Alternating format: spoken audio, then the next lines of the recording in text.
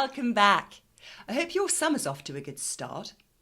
In the last episode, I said that this summer I would take a few excerpts from The Lion, the Witch and the Wardrobe, and we would drill down into the text and work on our reading skills, specifically vocabulary, inference, predictions, explanations, retrieval and summarising or sequencing. And I will go more into what that means as we start on each passage.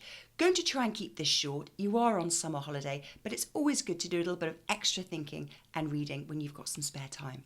So the first extract I've got for you today is from chapter 2, and this should be coming up on your screens.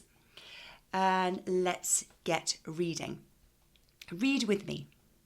They both got up and left the tea things on the table, and Mr. Tumnus once more put up his umbrella and gave Lucy his arm, and they went out into the snow. The journey back was not at all like the journey to the Fawn's Cave. They stole along as quickly as they could without speaking a word, and Mr. Tumnus kept to the darkest places. Lucy was relieved when they reached the lamp-post again. So that's a very short excerpt from the book. And we're going to take each of those different skills in turn and ask ourselves a question. So the first skill we're going to practice is the skill of vocabulary, understanding or explaining words that we know or new words. So the first question, find the word in the passage which means the same as crept. Well, let's think about what crept means. We know that crept means moving in such a way so as not to be seen or heard, not to be discovered. Now, they stole along as quickly as they could without speaking a word also suggests that they are moving in a way so as not to be discovered. So a word which means the same as crept is stole along or stole. But I would say stole along because it's actually two words in that context. So do you see how you figure that out? And interestingly, stole along was probably the word in that passage that you were least familiar and perhaps weren't used to seeing in that context. And that's a clue that that may well be the word that you're looking for. So often when we are trying to figure out the meaning of a word, we are looking for what we already know and using a process of elimination to help us as well. The second reading skill we're going to look at is the skill of inference, being able to come to a reasoned conclusion from the evidence that we've got in the text. Now, usually, this is something that isn't stated. It's something that we have to figure out from what information we've been given. So let's have a look at this question. The question says, the journey back was not at all like the journey to the Fawn's Cave. What can you infer, what can you figure out about the journey to the Fawn's Cave? Now, we've read the book together, so we know what the journey was like, but imagine that you haven't, or perhaps you haven't read the book before with us. So let's have a look at what we do know. We know what the journey back from the Fawn's Cave was like. They stole along, they crept along as quickly as they could without speaking. It was a journey in silence. It was a cautious journey. They were hiding. So what can we infer? What can we figure out? The journey was like to the Fawn's Cave if it was nothing like the journey that I've just described. We're going to be looking at something that is the opposite of what we've got in the passage. So it would be they walked perhaps in a leisurely way, slowly, chatting, wide out in the open, something like that. We can figure that out because we are told what the journey away from the cave is like, and we're looking for the opposite of that. Does that make sense? We haven't been expressly told, it's not expressly stated, but it is implied, and therefore we can infer it, we can figure it out. The third skill we're going to look at is the skill of making a prediction. Now, making predictions uses very similar skills to those of making inferences. We have to use the information that we've got to make a reasoned, sensible guess about what is to come. So your question now says, Lucy finds the lamppost. What do you predict is going to happen next? Now, let's imagine that we haven't read the book and that we are just making a prediction based upon this passage. Well, what information do we have in this passage? They're getting away, aren't they, from Tumnus's house? And Lucy, how does she feel when she reaches the lamppost again? Relieved. She's glad. She feels perhaps safe having reached the lamppost. But she knows where she is now because she recognises the lamppost. So she's probably going to find her way home. You might have made another prediction. I mean, really, at this point, there's so little here. It's really up to you. It just needs to be sensible.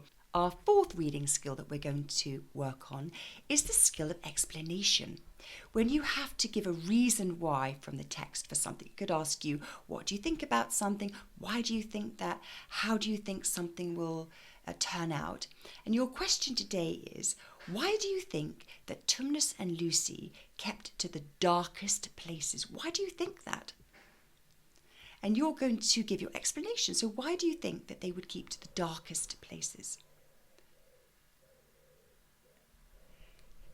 You would say something like, in order not to be seen, in order not to be discovered, because they are less visible in the dark. The fifth reading skill that we are going to be looking at is the skill of retrieval, and that simply means finding something, a word or a phrase in the passage and pulling it out.